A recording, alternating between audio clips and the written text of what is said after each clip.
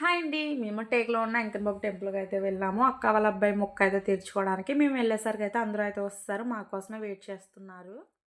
రాగానే వచ్చేసి అయితే ప్రదక్షిణలు అయితే కంప్లీట్ చేసేసాము. మీలో ఎంతమందికి ఈ టెంపుల్ తెలుసో కామెంట్ బాక్స్‌లో కామెంట్ చేయండి. ఇంకా అక్క ఆళ్ళ మొక్కుకున్న పట్టి బెల్లం, చిల్లర డబ్బులు అయితే దేవుడికైతే సమర్పించేసాము. ఇంకా పూజ అయితే చాలా చేశారు. ఇంకా బయటకొచ్చేసి కొన్ని ఫోటోలు అయితే దిగి కాసేపు అలా ఎంజాయ్ చేశాము. ఆ రోజైతే టెంపుల్ అయితే ఎవరు లేరండి. మా ఫ్యామిలీసే ఉన్నాయి. చాలా ఖాళీగా కూడా ఉంది. ఏంటంటే మేమైతే లేట్‌గా అయితే వచ్చాము. 10:30 కల్లా వచ్చాము. మార్నింగ్ వస్తే ఎక్కువ మంది ఉంటారని.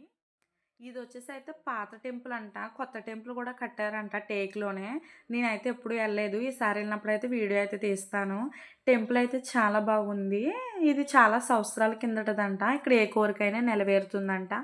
నేను చెప్పడం ఎందుకు అక్కడున్న గురువుగారైతే చాలా చెప్పారు టెంపుల్ కోసం. మీరు కూడా వినేయండి. వీడియో నచ్చితే లైక్ చేయండి. ఇప్పుడే కనుక నా ఛానల్ చూస్తుంటే చక్రం వేదాంబరం దర్శిత పాదపద్మం హస్తధ్వజేనాశ్రిత పారుజాతం శ్రీభూషమేతం భజ వెంకటేశం. శ్రీభూషమేత శ్రీ వరాల వెంకటేశ్వర స్వామి వారిగా ఖ్యాతికాంచినటువంటి శ్రీ స్వామివారి యొక్క పూర్వ వైభవ చరిత్ర. పూర్వం కన్వ మహర్షి తపస్సు చేసినటువంటి స్థానం కాబట్టి ఇది ఋషి టెంకు అనే నామధేయంతో పిలువబడేది. ఎలాగంటే పక్కనే గ్రామంలో ఉన్న ఉయ్యాల జంబాల దగ్గర కన్వ మహర్షి ఆశ్రమం ఉన్నట్లయితే ఇక్కడికి వచ్చి ప్రతినిత్యం కూడా సత్సంగం చేసేవారు ఋషులతోటి కూడి. అందు గురించి ఋషీశ్వరుల యొక్క కోడలి అని దీనికి గ్రామం యొక్క పేరు. కాలక్రమేణా ఋషి టెంకు వల్ల టేకిగా మారిపోయింది. అదే రోజుల్లో ఇక్కడ శ్రీభూషణేత్ శ్రీ వెంకటేశ్వర స్వామి వారిగా ఉన్నటువంటి శిలామూర్తి అయినటువంటి ఈయన శిలామూర్తి.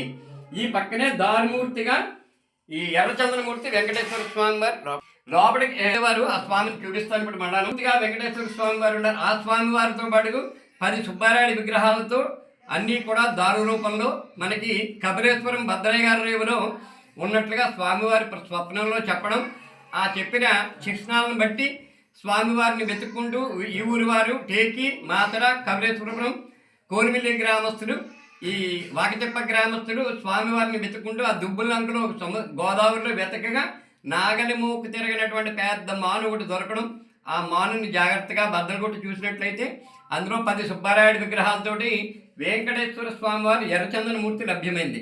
స్వామివారి అనుగ్రహ ఆజ్ఞ మీద బండి మీద ఎడ్ల బండి మీద స్వామివారిని వేంచేపు చేసి బండి మీద రైతు లేకుండా బండిని వదిలేస్తే ఎక్కడాగితే అక్కడ గుడి కట్టమని స్వామివారి ఆజ్ఞ చేత ఆ బండిని వదిలేసి వెనకాల మేడతాళాలతో అందరూ రావడం, ఆ బండి అలా నడుచుకుంటూ ఇక్కడికి వచ్చి స్వామివారికి ఇక్కడ కన్వ మహర్షి తపస్సు చేసి సత్సంగం చేసేటువంటి ఈ దిబ్బ మీద వచ్చి ఆగడంతో అక్కడ ఈ దిబ్బ మీద స్వామివారికి దేవాలయం నిర్మించడం, స్వామివారిని ధ్రువమూర్తిగా ప్రతిష్టాపన చేసి ఆ పక్కనే ఈ పక్కనే రెండవ మూర్తిగా వెంకటేశ్వర స్వామిని ప్రతిష్ఠ చేయడం, ఆ భూదేవి ఉన్నప్పుడేమో సుబ్రహ్మణ్యేశ్వర స్వామి విగ్రహాలను పెట్టడం జరుగుతుంది. కాలక్రమేణా 1972 నాటికి ఈ దారుమూర్తిగా ఉన్నటువంటి మూర్తి భిన్నమవడం, దేవాలయం అంతా కూడా పురాతన దేవాలయంగా ఉన్న చేత దాన్ని నాన్నగారు 8 సంవత్సరాల పాటు రామాయణ ఇతిహాసాలను చెప్తూ గ్రాములందరినీ కూడా మోటివేట్ చేసి ఈ దేవాలయ అభివృద్ధి కోసం చాలా కృషి చేశారు.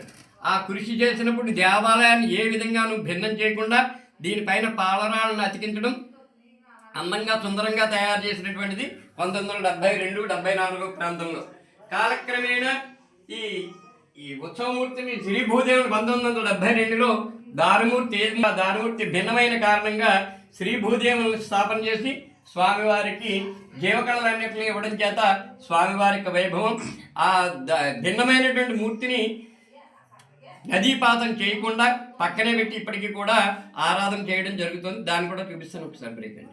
అదే దారుమూర్తిగా ఉన్నటువంటి మూర్తి ఆ ఎర్రచంద్రమూర్తి వెంకటేశ్వర స్వామి వారు. ఈ వెంకటేశ్వర స్వామి వారితో 10 సుబ్బారాయుడు విగ్రహాలు, వల్లి దేవసేన సుబ్రహ్మణ్యేశ్వర స్వామి వారు అయితే మిగిలిన వారంతా సంతానంగా ఏకమూర్తులుగా కనిపించడం చేత ఈ మూర్తులన్నీ కూడా అక్కడే పానమట్టి స్వామివారి వేదిక మీద ఉండేవి. 1974లో ఎప్పుడైతే ఈ విగ్రహాన్ని భిన్నమైన మూర్తిగా మనం ఇక్కడ కాలు భిన్న చీమల పుట్టలో ఉండడం చేత ఆ చీమల విగ్రహాన్ని ఈ కళలన్నీ కూడా ధ్రువమూర్తిగా ఆయనకే ఇచ్చి ఈ విగ్రహం దొరికినప్పుడైతే దేవుడు కాళ్ళ దగ్గర చీమల పుట్ట అయితే ఉందంట. చూసారా దేవుడు కాలు ఎలా ఉందో.